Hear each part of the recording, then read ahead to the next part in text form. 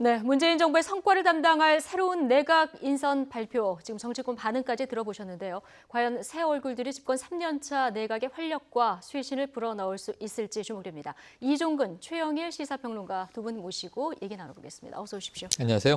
네, 내각 인선, 어제 보도가 됐었던 네, 이런 네. 내용들로 거의 예외 없이 오늘 발표가 된 이런 맞습니다. 상황인데요. 7명 중에서 보면 전문가하고 관료를 포함해서 5명이 네. 이렇게 포진이 됐습니다. 그렇습니다. 예. 전반적으로 저는 총평을 하자면 예. 무난한 인사다. 무난한 인사다. 민주당은 적재적소에 아주 잘된 인사다. 자유한국당은 코드 인사다. 이런 비판인데 그 중간 지역에서 일단은 무난한 인사인데 지켜봐야겠죠. 왜냐하면 예. 지금 이 험난한 국정 상황에서는 그냥 속담 하나, 꽝 잡는 게 매다. 성과를 내면 좋은 장관이 되는 거고요. 성과를 못 내면 아무리 화려한 프로필을 가지고 입각했다 하더라도 사실은 이제 실패한 장관으로 남게 예. 될 겁니다. 이제부터 걸어갈 길이 많은데 먼저 청문회라는 산을 잘 넘어야 되겠죠. 물론 장관의 경우에는 청문회에서 우리가 경과보고서 채택되지 않더라도 대통령이 임명 강행하는 경우를 보게 되는데 예. 그렇게 시작했을 경우에는 이제 주로 야당과의 격돌에 많이 부딪혀서 이 업무 수행에 좀 차질을 빚습니다. 그런데 이 정치인 출신이 있고 전문가 출신이 있는데 전문가 출신 중에서도 또 관료 출신들이 있어요. 이분들은 대체로 무난한 이 장관 입각일 것 같아요. 다만 지금 주목받는 게 왜 민주당에서 예. 굳이 박영선 의원, 진영 의원을 꼭 집어서 이야기했냐 하면 청문회 전선에서 여기서 좀 불꽃이 튈 것 같습니다. 그러니까요. 예, 왜냐하면 예. 박영선 지금 장관 내정자 같은 경우에는 주로 공격수 역할을 많이 해왔단 말이죠. 이번에 이제 좀 반대 입장이 될 거니까 네. 주목이 되는 대목이고요. 예. 진영 장관 내정자의 경우에는 이제 진영이 바뀐 인물이죠. 그야말로. 그렇죠. 예. 그래서 지난 정권에서는 보건복지부 장관 단명했습니다만 이번에는 행정안전부 장관 과연 어떤 면모를 보일지 이 질의응답 자체가 상당히 좀 흥미진진할 겁니다. 그렇죠. 보수와 진보 정권 넘나들면서 맞습니다. 지금 여러 차례 입각을 하고 있는 이런 상황인데요. 이종근 평론가는 오늘 그 개각 명단 발표에서 어느 점이 제일 눈에 띄셨습니까? 네, 지금 코드 인사냐 아니면은 적재적소 인사냐 이렇게 지금 여야가 엇갈리지 않습니까? 그런데 진짜 눈에 들어오는 두 분이 있어요.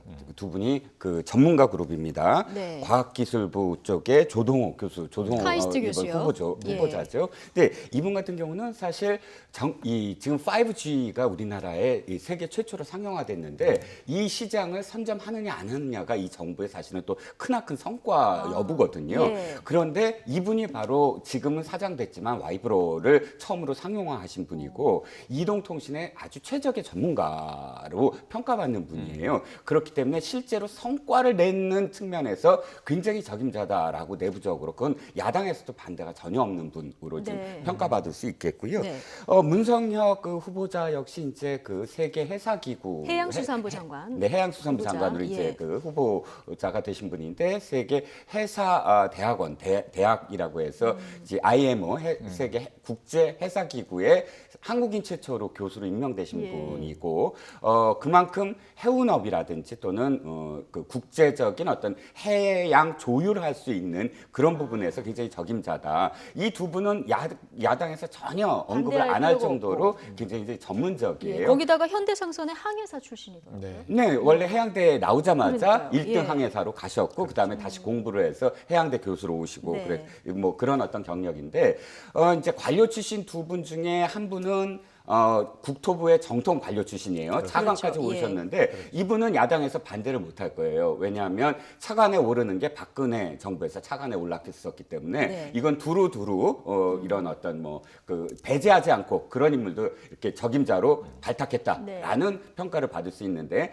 다만 이제 박양호 후보자가 이제 문체부 차관까지 하시고 이번에 문체부 장관으로 그렇죠. 예. 발탁이 됐지 않았습니까? 근데 노무현 대통령 시절에 실장, 그러니까 1급으로 발탁이 됐다가 6개월 만에 차관으로 승진을 해요. 참여정부 때요. 예. 그렇죠. 근데 6개월 만에 차관 승진은 사실 그때 굉장히 파격적이다라고 얘기했거든요. 그만큼 노무현 대통령 때 신임을 받았다는 얘기. 그러니까 약간은 좀 그때 당시에 어떤 좀 뭐랄까요 코드 인사냐라고 예. 뭐 이야기하기에 약간 좀 그런 고개를 갸우뚱할 수는 있지만.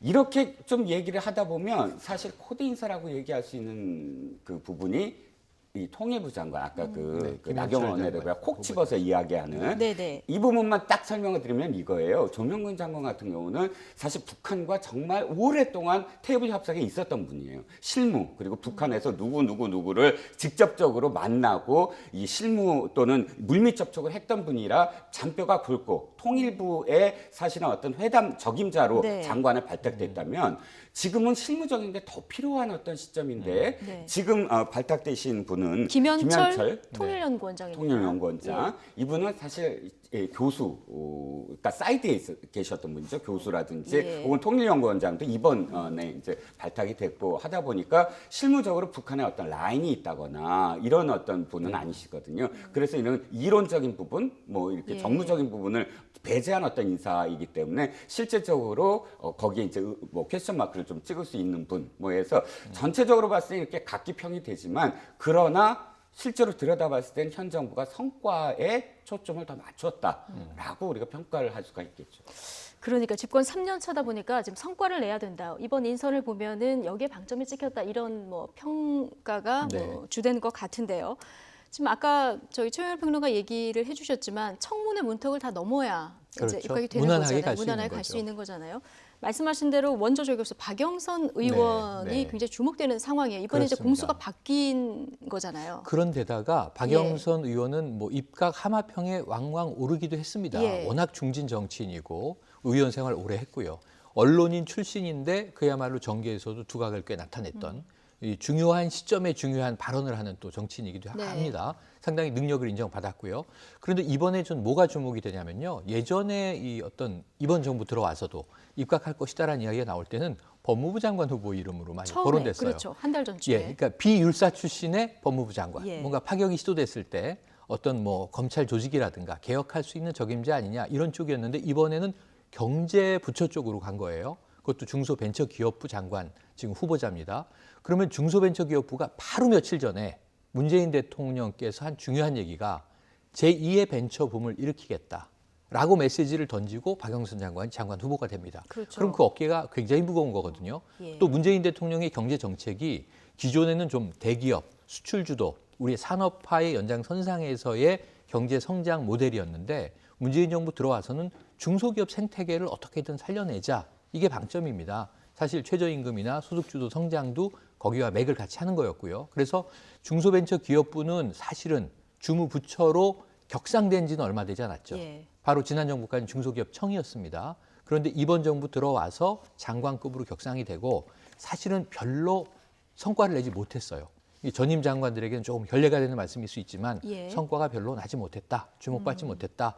또 뭔가 좀 이제 중소기업이나 벤처에 경제 전반이 안 좋은 영향도 있겠지만 좀 이렇게 불씨를 살려내지 못했다. 그런 면에서 이번 박영선 장관이 만약에 확정이 된다면 상당히 드라이브를 걸 가능성이 있습니다. 그렇다면 이제 적어도 올해 말 정도에 돼서는 이 장관이 성과를 내느냐 못 내느냐 이 부분이 문재인 정부의 경제평가 전반부에서 굉장히 중요한 역할을 할 것 같아요. 그러니까 문재인 대통령의 기대가 상당히 실려 있는 인사가 박영선 장관 후보자다. 이런 예. 면에서는 저는 그만큼 야당은 또 지금 경제 악화 지표들을 많이 가지고 맹공을 퍼부을 벼르고 있을 것이다. 것이다. 그런데 공격수로서의 예. 역할은 우리가 다 많이 아는데요. 익히 아는데 과연 어느 정도 방어해내면서 예. 중소벤처기업 생태계에 대한 전문성을 좀 피력할 수 있겠는가? 이 관전 포인트로 보여지네요. 알겠습니다. 박영선 의원과 함께 당내에서 입각할 첫 번째로 꼽히던 사람이 이제 우상호 의원이었는데 이번에 빠졌습니다. 네. 총선 대비용이다 이런 뭐 분석도 있던데 어떻게? 네. 네. 일단 우상호 의원 같은 경우는 한 1개월 전부터 사실 입각서를 굉장히 파다했죠. 네. 그리고 문제는 본인의 의지입니다. 기자들이 이제 물었을 때 전혀 부인하지 않았어요. 그러니까 본인도 적극적으로 사실은 가고 싶어 했죠. 예. 문제는 이번 주부터 분위기가 좀 달라졌습니다. 이미 박영선, 진영, 우상호 세 의원의 이름은 굉장히 오래전부터 이제 거론됐었잖아요. 그런데 청와대에서 계속 세 사람이 전부 가는 것은 아니다. 첫 번째 그랬고요. 네. 그다음에 검증 중이다. 그리고 결정적으로 어저께 강기정 정무수석이 이해찬 대표를 만나서 서로 이제 이야기를 나눴죠. 그런데 이게 좀 부담스럽다라고 강 수석이 얘기하니까 이해찬 대표가 적극적으로 모든 사람은 다 갈 수는 없지 않느냐. 이런 이야기가 있었고 밤에 보고했다. 이런 예. 과정들이 지금 이제 밝혀졌는데 사실 역순으로 말씀드리면은 어저께 어떤 만남은 예. 좀 보여주기식이었다라고 할 수밖에 없어요. 왜냐하면 보여주기식이었다. 하루 예. 전에 결정이 번복될 수는 없습니다. 왜? 청문회를 해야 되잖아요.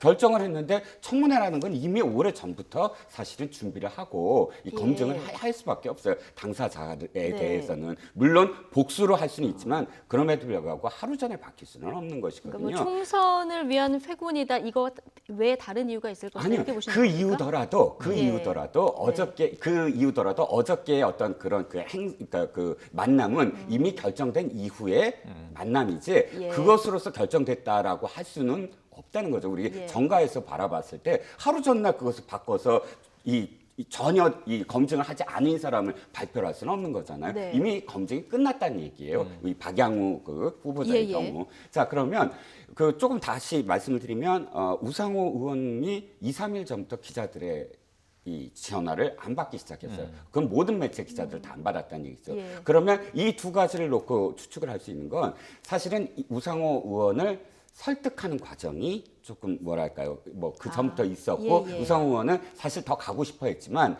이해찬 대표를 비롯해서 당에서 만류를 했다. 그런데 결정적으로 강기정 수석과 이해찬 대표가 만나는 그런 모습을 보임으로써 최종적으로 우상호 의원이라든지 혹은 언론에 이제 그것은 논란을 끝내자라는 어떤 끝맺음이 아니었나. 말씀하셨던 이유 중에 가장 큰 게 이걸 겁니다. 청와대의 참모진들이 대거 지금 들어오잖아요. 그렇죠. 뭐 예. 여러 가지 어떤 뭐 양정철 비서관도 이번에 복귀한다라는 설을 지난주에 우리가 화제로 했었던 것 같은데 이랬을 때 당에서 가장 사실 불안해하는 게 누구겠습니까? 수도권 비주류. 수도권의 비문 의원들이 불안해할 겁니다. 그러면 실질적으로 비주류 의원들 가운데 중심이 될 수 있는 사람이 누구겠습니까? 우상호 의원일 거예요. 그럼 우상호 의원마저도 자리를 비면 네. 아마도 이 비문 의원들의 어떤 동요 이런 것들을 그렇군요. 아마 예. 고려하지 않을 수가 없었을 겁니다. 당장 뭐 총선이 내년이니까 이걸 그렇죠. 준비하는 것도 당에서는 굉장히 중요한 작업이 될 수밖에 없는데 자 내년 총선 담금질에 이미 네. 들어갔죠. 이해찬 당대표 밤낮으로 고민이 큰 것으로 보입니다. 어제 청와대 출신 일개 참모진들을 만나서 저녁을 함께 했는데요. 저 누구와 어떤 얘기들을 했는지 들어보겠습니다.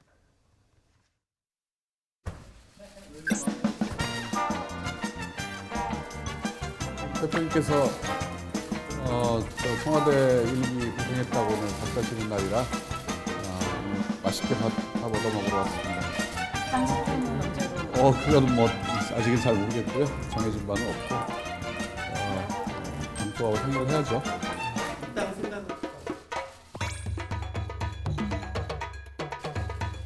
어느 때보다 당정 간의 소통과 협의를 통한 신뢰가 중요한 때라고 생각합니다.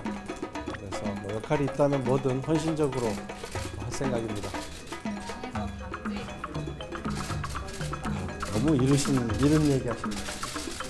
인수위도 없이 청와대에 가서 고생들 많이 했기 때문에 거기다 우리 당 당원들이었기 때문에 당으로 이제 복귀할 사람들이고 그래서 오늘 내가 저녁을 한번 대접하려고 그렇게 모인 자리에 구체적인 역할 얘기도 하시나요? 그런 얘기는 없고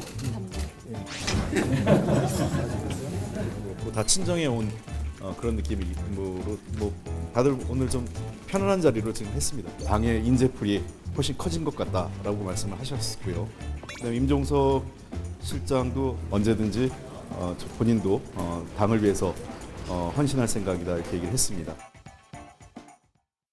네, 뭐 이해찬, 임종석, 한병도, 백원우 등등 해서 네, 그 송인배. 일개 참모진들이 다 이제 모인 네. 자리인데 어제 뭐 신고식이다 이렇게 볼 수도 있을 것 같기도 사실상 하고요. 그렇게 볼 수밖에 없죠. 예. 그리고 이제 언급 자체도 인재풀이 넓어졌다.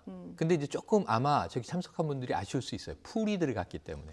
풀이라 하면 골라 쓰는 예. 이 자원의 이제 이 여러 가지 버퍼까지 포함을 한 규모 아니겠습니까? 그렇죠. 인재가 들어왔다. 네. 인재가 구체적으로 돌아왔다. 어떤 역할을 줄지는 네네 아직 이러면 모르는 좋겠는데 거고. 이제 예. 풀이라고 했기 때문에 픽업해서 쓸 수도 있고 쓰지 않을 수도 있는 자원이란 얘기예요, 현재는. 예. 그러니까 이제 이해찬 당대표가 칼자를 쥐고 있는 거고 어제 보시면 모두 다 굉장히 읍소하는 모양새입니다. 청와대 일기지만 일단 예. 사표 내고 나와서는 이게 좀 방송에서 이렇게 말씀드려도 될지 모르겠지만 백수거든요. 그러니까 넥스트 예. 잡을 찾아야 되는 거죠. 지금 정확한 직함은 없는 네, 상황인 그럼요. 거죠. 그래서 예. 이분들이 이제 읍소를 하면서 어제 굉장히 훈훈한 표현들을 씁니다. 친정에 온 느낌이다. 예. 고향에 온 느낌이다. 그러면서 이제 뭔가 푸근한 자신들의 보금자리를 찾는 듯한 이제 뉘앙스를 풍겼고요.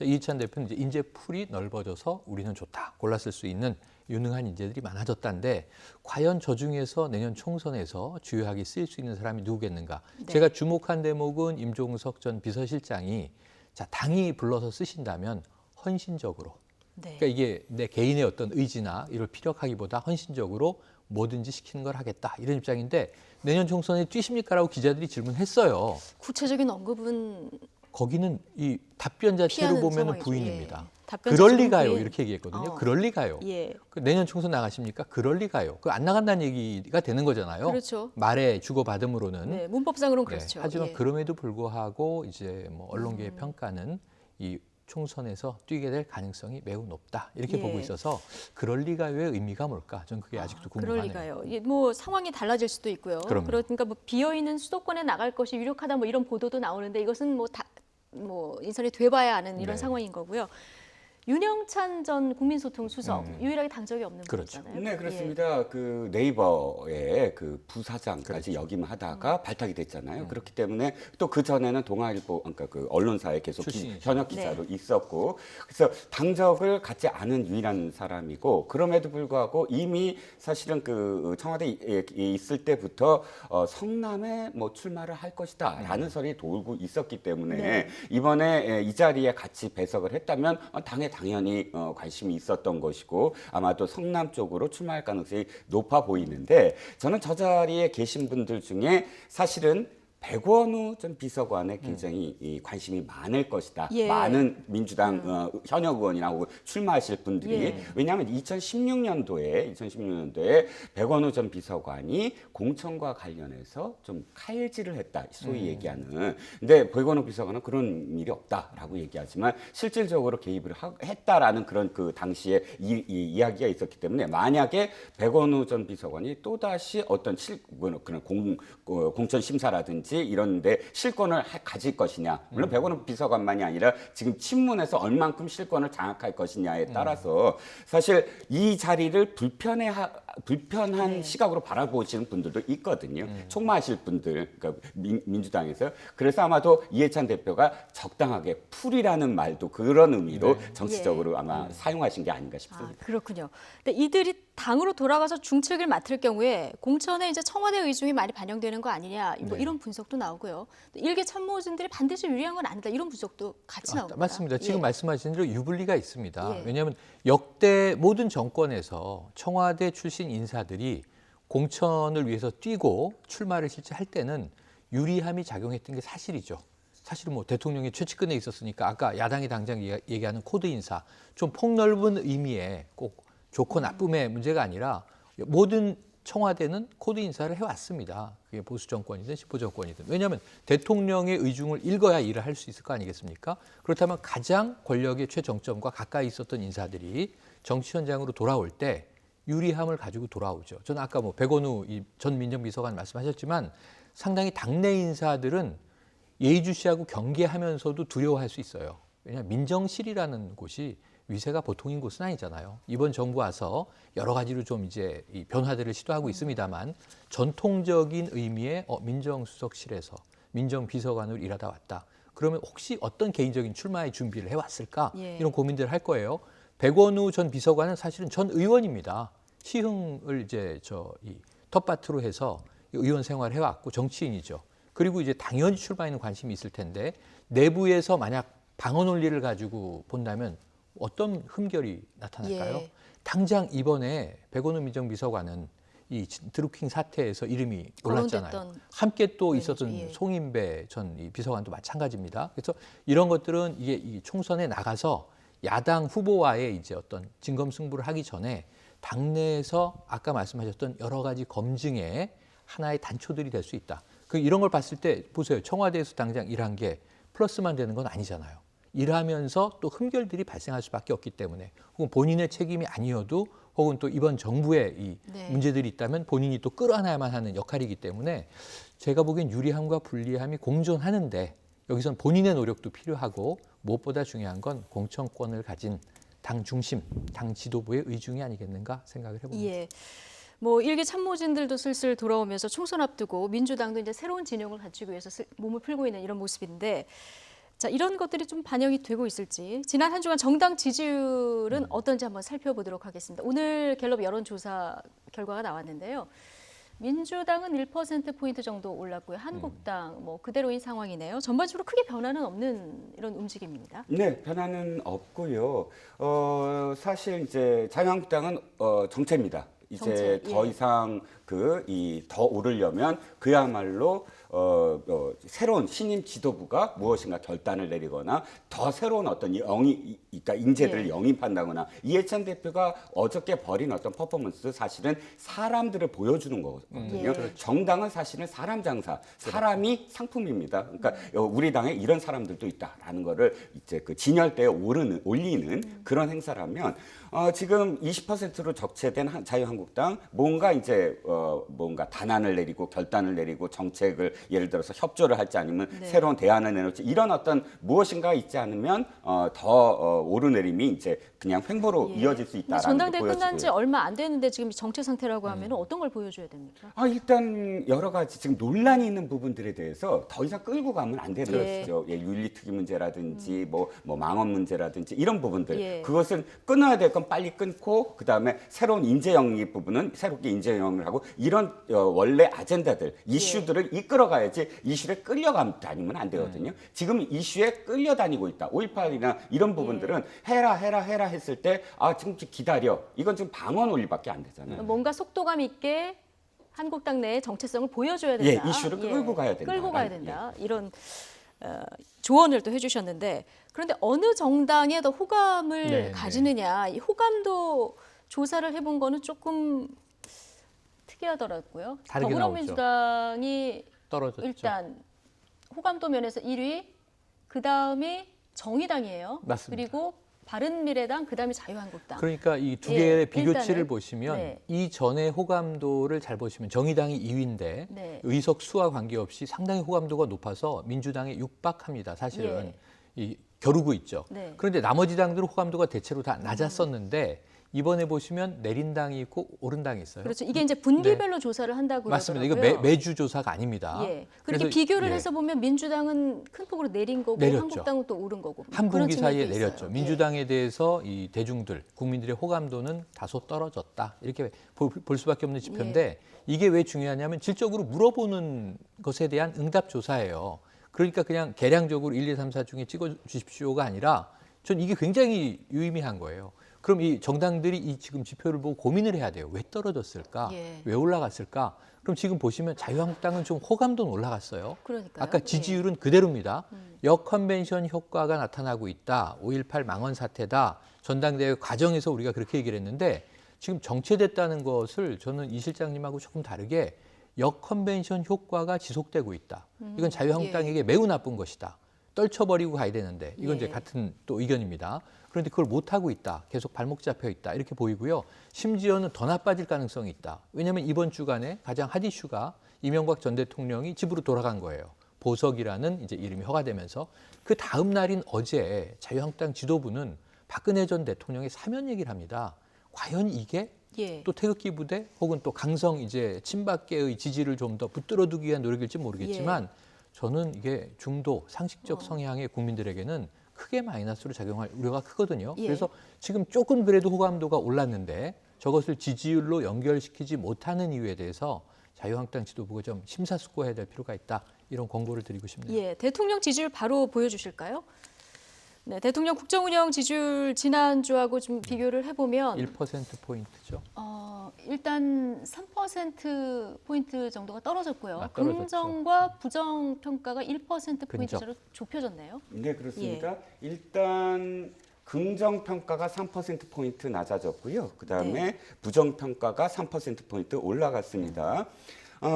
제가 1월 첫째 주부터 이런 말씀을 드렸는데 뭐냐면 지금부터 횡보일 것이다. 계속 제가 그 말씀 드렸습니다. 횡보는 오래 갈 것이다. 주가랑 거의 속성이 비슷해요. 주가가 박스권이라는 게 완전히 급락을 하거나 또 급등을 했을 때는 조정 기간이 있거든요. 이식 매물이 나오거나 아니면 뭐 더 팔거나 해서 그럼 그 조정 기간이 얼만큼 되느냐가 이제 문제고요. 사실 크게 봤을 때는 대통령 지지율은 연착륙하면서 서서히 내려가는 게 맞습니다. 정부가 이것을 다시 올리고 급격하게 무슨 다시 뭐 골든 크로스로 다시 전환한다거나 이것은 역대 큰 그러니까 역대로 봤을 때 그런 흐름은 거의 없어요. 지지율은 어차피 집권 후반기로 갈수록 5년 단임제의 성격상 낮아질 수밖에 없는데 급격하게 추락해서 레임덕이 일찍 오느냐 아니면 연착륙하면서 하고 싶은 것을 어느 정도 다 완수한 다음에 정권을 이양하느냐 이 두 차이거든요. 그랬을 때 횡보가 꼭 나쁜 것은 아니에요. 지금 46%의 어떤 긍정평가도 사실은 역대 정부로 봤을 때 낮은 것은 아니거든요. 다만 떨어지지 않으면서 자신이 하고 싶은 어떤 그런 이 일들을 아젠다를 할 수 있는 권위가 있느냐 아직은 있느냐 그게 가장 중요한 것이기 때문에 어느 정도는 지금 1분기 내로는 계속 횡보를 하는데 중요한 건 1분기에 또 소득 지표 그러니까 그것이 한 5월 달쯤 나옵니다. 고용 지표 이 평가 전에 경제적으로 조금이라도 더 성과를 내야 된다. 뭐 이런 말씀드리겠습니다. 그리고 성별과 연령별로 지금 지지도를 살펴봤는데요. 성별로 보면은 20대, 30대 여성들 이번에 지지율이 쭉 빠졌고요. 전체적으로 연령대를 봐도 20대, 30대에서 많이 빠진 모습이거든요. 보통 20대, 30대 남성 지지도가 조금 떨어지는 추세였는데 여성 지지도도 빠진 이런 상황. 원인이 뭘까요? 불과 연말 연초까지 저희가 야당에서 좀 이제 만들어서 많이 확산시킨 말이긴 하지만 이영자 얘기를 했었습니다. 20대 특히 남성이 이탈하고 있다, 영남이 이탈하고 있다, 자영업자들이 이탈하고 있다. 뭐 이 상황은 지금 정부가 개선하기 위한 노력을 계속 하고 있죠. 2월 중순에 자영업자들하고 대통령이 직접 만나기도 했고요. 그리고 이제 자영업자들을 좀 보듬기 위한 노력들을 계속 올해 들어와서는 정책적으로 펼쳐나가고 있습니다. 그러니까 이것을 이제 잘 봐야 되는데. 오늘이 마침 세계 여성의 날이란 말이에요. 그리고 지금 여전히 우리나라 사회에는 이제 페미니즘 논란이 있어요. 양성평등, 양성갈등 이 사이에서 뭔가 문제들이 계속 들끓고 있는데 문재인 정부는 지속적으로 여성들의 지지를 받아왔습니다. 현재까지 이 부분은 크게 이변이 없었어요. 남성들은 지지하기도 하고 방관하기도 하고 관망하기도 하고 또 이탈하기도 하고 그랬습니다만 그래서 저는 이 문재인 정부에서 청와대의 가장 큰 고민은 여성들이 왜 이탈하지? 특별히 잘못한 것은 없는데 여성 정책은 지속되고 있거든요. 특별히 이제 후퇴한 건 없습니다. 그러니까 오히려 이제 최근 들어서는 뭐 군복무 문제라든가 다 남성들에게도 좀 혜택을 주기 위한 노력은 하였으나 여성들을 위한 정책을 거두어들인 것은 없는데 왜 이런 것일까? 이번 주 한 주 내내 혹시 미세먼지가 좀 영향이 있었을까요? 미세먼지 영향은 정부에 대해서 좀 이제 성토하게 되는 작용을 했죠. 근데 이것은 남녀노소가 모두 힘들어했습니다. 여성이 특별히 더 미세먼지에 민감하게 반응해서 정부의 책임을 크게 물었다. 이렇게 보면 아이를 어렵고. 가장 직접적으로 옆에서 키우다 보니 20, 30대에 어찌 보면 좀 어린 유아들을 키우고 있는 그럼 여기엔 겹칠 수 있는 게 또 있죠. 유치원 이제 파동이 있고요. 또 한 가지 겹칠 수 있는 게 최근에 이제 급 이슈는 북미 2차 정상회담 결렬이 있는데 여성들이 특별하게 다른 어떤 이제 이 계층들보다 다른 범주들보다 더 급격하게 이탈할 부분들은 특별히 보이질 않아서 청와대 고민일 것으로 생각을 해요. 그러니까요. 지금 북미 정상회담도 좀 교착 상태에 접어든 상황에서 말씀하신 대로 이제 경제적 성과가 굉장히 중요한 시점이 이런 된 상황이라서요. 내각도 바뀔 예정이고요. 이렇게 돼서 어떤 경제적 성과가 날지 좀 주목을 해보도록 하고요. 다시 국회로 가보겠습니다. 5.18 관련 망언 의원들 징계 문제 이 얘기를 좀 해볼 텐데 지금 한국당 내에서의 징계도 좀 차일피일 미뤄지고 있는 이런 상황이거든요. 새로운 지도부가 들어서긴 했는데. 네, 그렇습니다. 결정적으로는 윤리위원장, 김영정 윤리위원장이 사퇴를 했기 때문입니다. 자, 어떤 윤리위의 그 징계 절차도 마찬가지겠지만 이 자유한국당의 이 징계 절차는 윤리위에 회부를 하고 윤리위가 징계 수위를 결정한 다음에 물론 윤리위도 자문위원회 자문을 거쳐서 수위를 결정하면 그것을 최고위원회에서 의결하고 의총에서 최종적으로 확정하는 단계인데 윤리위원장이 사퇴를 함으로써 사실은 윤리가 열릴 수가 없는 상황이죠. 그러니까요. 지금 예. 거기서 이제 막혔지만 거기서 막혔다면 윤리위를 임명할 수 있는 사람은 당대표예요. 그렇죠. 지금의 김영중 윤리위원장도 사실은 김병준 비대위원장이 임명한 사람이거든요. 그래서 사실 다시 한번 도돌이표지만 지금의 이 당대표에게 황교안 당대표에게 지금 윤리위원장부터 빨리 임명을 그렇죠. 하고 이것에 의지가 있다면 빨리 다시 그 회부를 해라. 두 사람은 지금 회부를 하지 않지 않았습니까? 그렇죠. 그러니까 그 두 사람에 대해서 회부를 하고 빨리 속도를 내라라는 그런 지금 비판을 받을 수밖에 없는 건데 저는 제가 보기에도 이 부분과 관련해서는 황교안 대표가 내가 징계 수위를 어떻게 한다, 뭐 제명을 한다 이런 위치에 있는 사람은 아니거든요. 윤리위는 당연히 회부를 해야 되고 본인이 예. 그렇다면 이 문제를 차일피일 미룰 일이 아니다는 거죠. 왜냐하면 아까도 말씀드렸지만 이슈는 끌려가면 안 돼요. 그런데 언론에 끌려가고 여당에 끌려가고 계속 질문을 받고 그런데 그것을 차일피일 미루면 이슈를 주도하지 못하거든요. 이 문제는 빨리 단안을 내려야 네. 되는 문제예요. 그리고 이미 회부된 이종명 의원 표결 처리도 안 되고 윤리위원장은 사퇴했고 새로운 대표는 좀 절차대로만 얘기를 하고 있는 상황이라 좀 답답한데 지금 국회 윤리위도 마찬가지 상황입니다. 맞습니다. 어제 처음으로 윤리특위가 열렸는데요. 예상대로 여야 말싸움만 하다가 끝났습니다. 한국당에서는 되려 큰 소리가 나오기도 했는데요. 차현주 앵커가 어제 상황 들여다봤습니다. 임시국회 개회 직후 열린 국회 윤리특별위원회. 시작부터 시끄러웠습니다. 기싸움의 발단은 민주당 의원들이 노트북 앞에 붙인 이 5.18 망언 의원 제명 피켓이었습니다. 한국당은 윤리적 기준을 판단하는 자리인데 왜 여기까지 붙이고 왔냐? 떼라. 민주당에서는 5.18 망언은 다른 안건과는 차원이 다른 문제인데 다른 안건과 동일하게 취급하는 건 말이 안 된다라면서 격돌한 겁니다.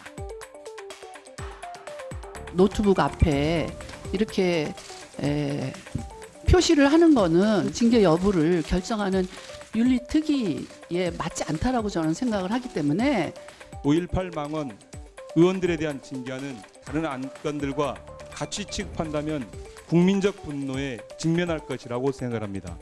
지금 보니까 이게 당론 같아요. 자, 그런데 국민의 목소리면 이 회의장을 나가서 하세요. 조용히 하세요. 조용히 하세요. 말씀 조심하세요. 누가 국론입니까?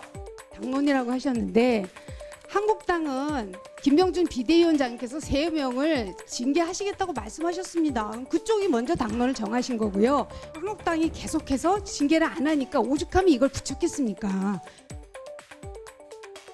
이렇게 고성에 오간 피켓 난타전은 회의가 비공개로 전환된 뒤 민주당이 피켓이 붙은 노트북을 덮으면서 비로소 끝났습니다. 긴 줄다리기 끝에 결국 윤리특위는 안건을 신속히 처리해달라는 부대 의견을 달아서 자문위원회에 넘겼습니다.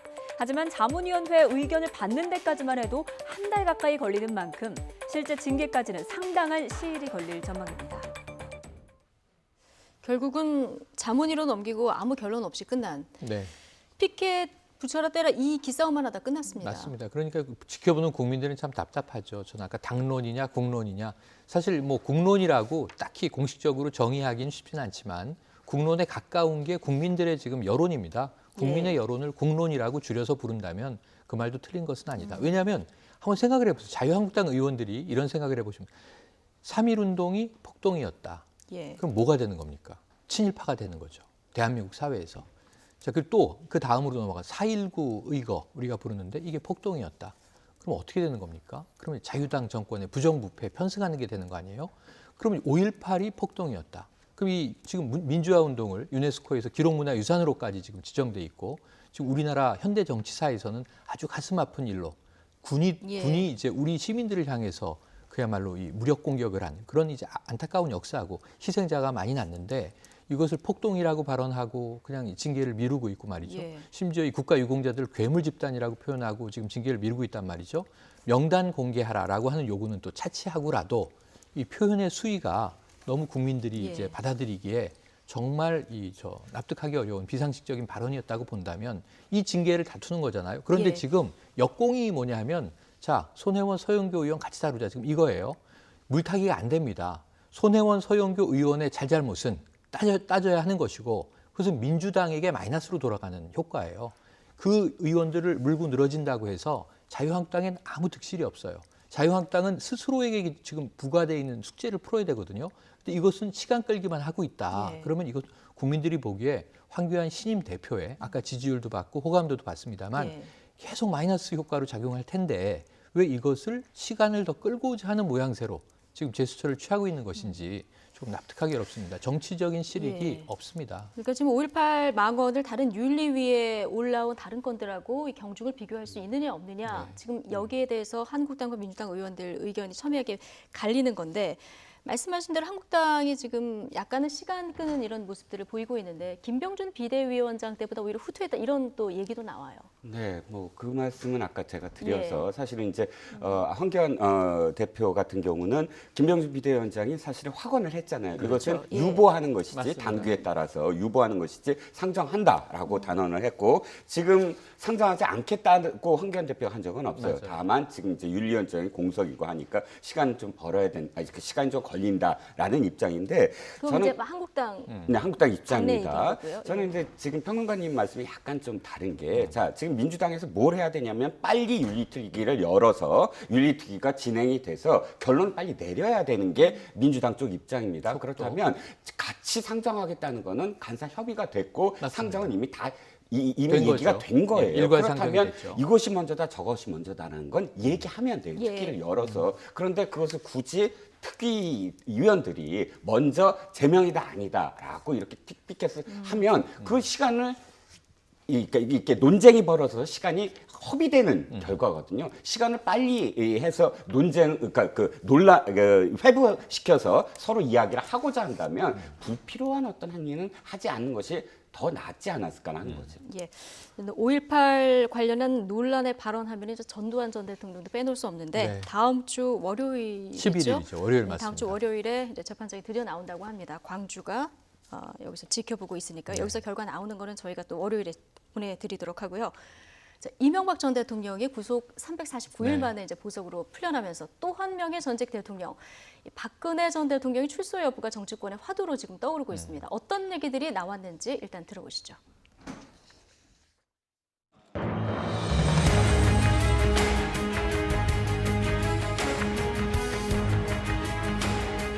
올해 지금 구속되어 계시죠. 건강도 나쁘다는 그런 말씀도 있습니다. 국민들의 여러 의견들이 감안된 이런 조치가 있었으면 좋겠습니다.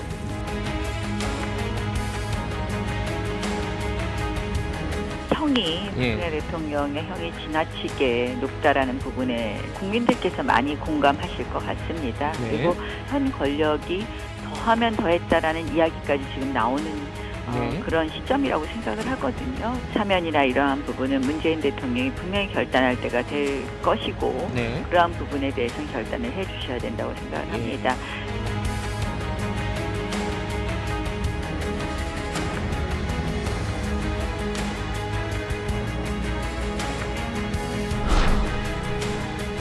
친박 정서를 바닥까지 끌어모아서 새를 불려보겠다는 얄팍한 꼼수에 지나지 않습니다. 그렇게 박근혜 전 대통령이 걱정된다면 곁에 가서 직접 지극정성으로 보살피길 바랍니다. 서울구치소에 그 정도의 여유는 충분히 있습니다.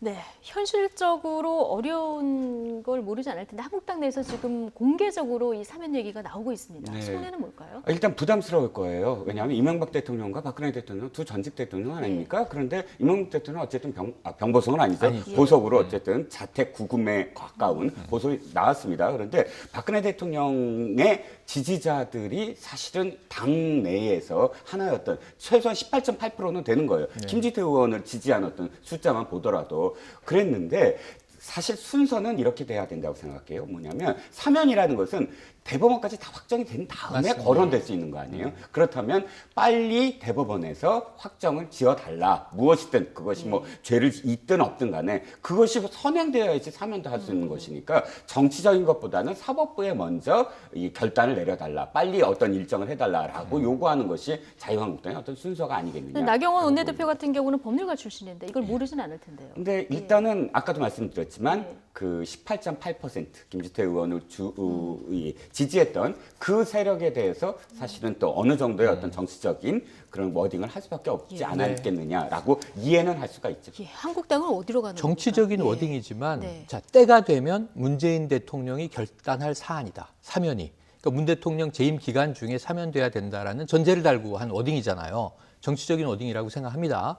문제는 뭐냐면 재판을 성실히 받아야 또 복역을 성실하게 해야 가석방 기회도 주고 개정의 여지를 보는 거예요. 풀어준다는 건 사회로 나와도 문제가 없다는 건데 박근혜 전 대통령이 이명박 전 대통령과 다른 점은 재판조차 거부하고 있다는 거예요. 재판정에 이 항소심 이후부터 안 나오고 있잖아요.